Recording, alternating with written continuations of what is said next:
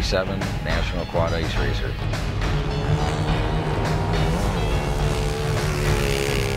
I started racing when I was 20 years old, when I could afford to do it on my own. I went up, I had a couple of friends invited me to a fun day. It was a fun day event. As soon as the bungee cord dropped, the adrenaline rush was so strong that I never turned back after that. So I started with the motocross and then worked my way into ice racing also at the same time in that same year. I stuck with the ice racing. I love it. I always have loved it from the beginning.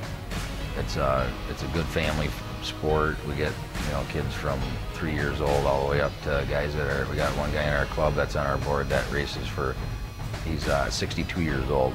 I live for the ice. I look forward to every fall that comes up. I get prepared, start getting my resume done and ready for sponsorships and get my quads ready to go. And I live for every Sunday that comes out there. There's been several figures that I've looked up to over the years, but one that sticks out in the most in my mind is Doug Gust. He's I think he's probably about 41, 42-year-old professional ATV racer. He just retired this last year, actually.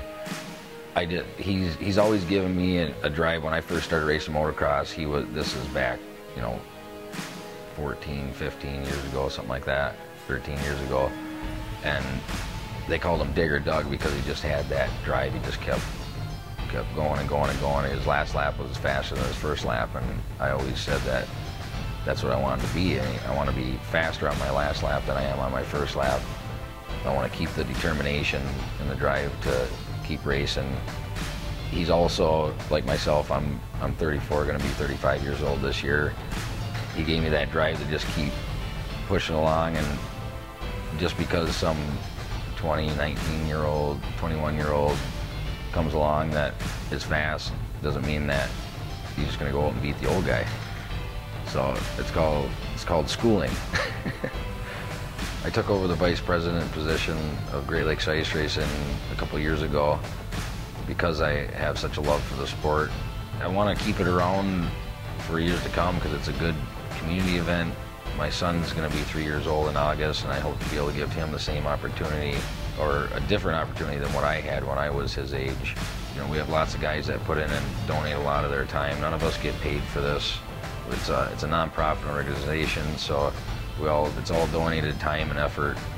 So we all try and work together and just keep the seasons going. We've been doing this 21 years now.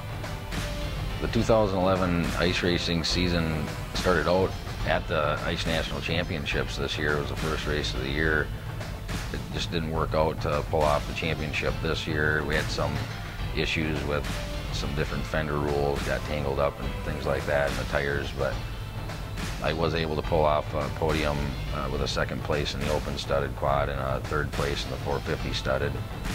The Great Lakes Ice Racing Series, I ended up with I won the championship in the open studded quad, and I ended up finishing only 5 points out of first place. I finished second in the 450 studded. So overall, I was pretty happy with the season.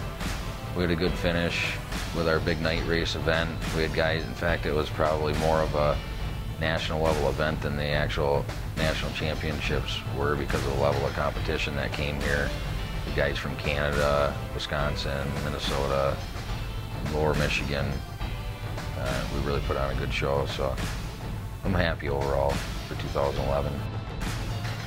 I do want to say thank you to all the sponsors and everyone that's helped me out throughout the years.